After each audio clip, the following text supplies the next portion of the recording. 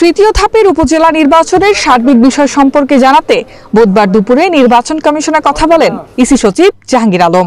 দুপুর 12টা পর্যন্ত যে প্রাপ্ত তথ্য তাতে কোনো কেন্দ্রে 16%, কোনো কেন্দ্রে 17%, কোনো কেন্দ্রে 20% এরকম ভোট কাস্ট হচ্ছে মর্মে আমরা প্রাথমিকভাবে জানতে পেরেছি। তিনি জানান, ব্যালট ছিনতাই করার চেষ্টার কারণে চট্টগ্রামের পটিয়ার পূর্ব পিনগালা সরকারি প্রাথমিক বিদ্যালয়ে কেন্দ্রের ভোট স্থগিত করা হয়েছে। চট্টগ্রাম জেলার পটিয়া উপজেলার পূর্ব পিঙ্গলা সরকারি প্রাথমিক বিদ্যালয়ের ভোট কেন্দ্রের ভোট গ্রহণ আমাদেরকে স্থগিত করতে হয়েছে। সংশ্লিষ্ট প্রিজাইডিং অফিসার জানিয়েছেন ওখান থেকে 9টা ব্যবহৃত এবং চলমান সহ ব্যালট বই ছিনতাই হয়েছে, যেখানে ব্যালটের সংখ্যা ছিল 532টি। সচিব বলেন, নির্বাচনী প্রতীক ভুল হওয়ায় ভোট স্থগিত করা হয়েছে। পাশাপাশি রিটার্নিং কর্মকর্তাকেও সাময়িক বরখাস্ত করা হয়েছে।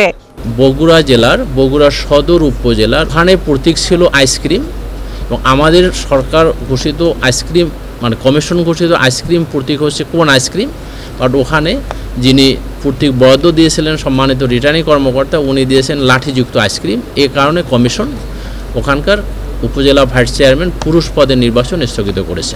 এদিকে ঘূর্ণিঝড় রিমালের কারণে স্থগিত হওয়া 20 উপজেলা নির্বাচনের পুনঃতফসিল ঘোষণা করেছে নির্বাচন কমিশন। এসব উপজেলায় ভোট হবে 9 জুন।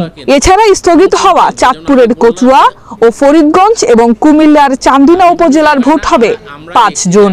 20টি উপজেলা রয়েছে, সেই 20টি উপজেলা নির্বাচন অনুষ্ঠিত হবে আগামী 9 জুন রোজ। Mitu, Asian television, Dhaka.